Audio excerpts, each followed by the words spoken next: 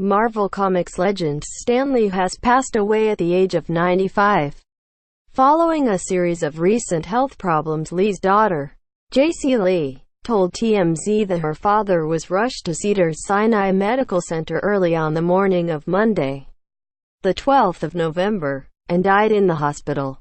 Lee was born Stanley Martin Lieber on December 28, 1922, in New York City, which became the setting of many of his superhero adventures, and the birthplace of characters like Spider-Man, Captain America, and Daredevil. Lee brought his creative talents to bear during his military service, entering the U.S. Army in 1942 and working for the Signal Corps Training Film Division, where he wrote instruction manuals, scripts for training films, and even drew cartoons and posters, though he didn't go on to apply his drawing skills to comics. When I got back to the civilian life, I saw how talented the artists were that were doing those comics, Lee explained in a 2010 interview with NPR. And I wasn't about to try to compete with them, so I stuck with writing. Related, Stan Lee inducted into Sci-Fi and Fantasy Hall of Fame. Lee completed his World War II military service in 1945 and returned to his earlier career in comics, writing stories in a variety of genres for Atlas Comics, the publisher that would go in 1961, to be rebranded as Marvel Comics. That same year, Lee and his regular collaborator, Jack Kirby, unveiled Marvel's first family, the Fantastic Four.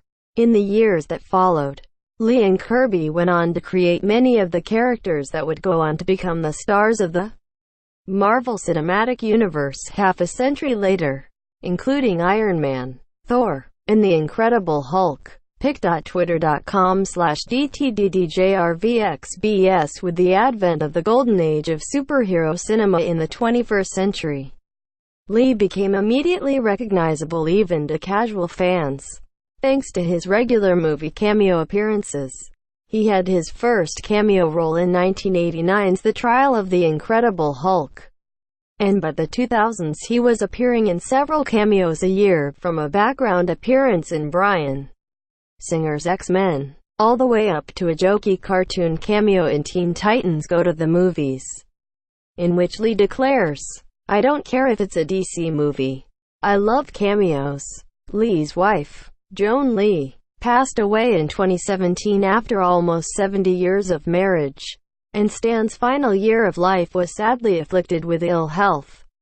In particular, a bad bout of pneumonia, and a growing public concern that he was being subjected to elder abuse by those close to him. Nonetheless, Lee continued to reach out to his fans, and as recently as a few months ago was still doing signings at conventions.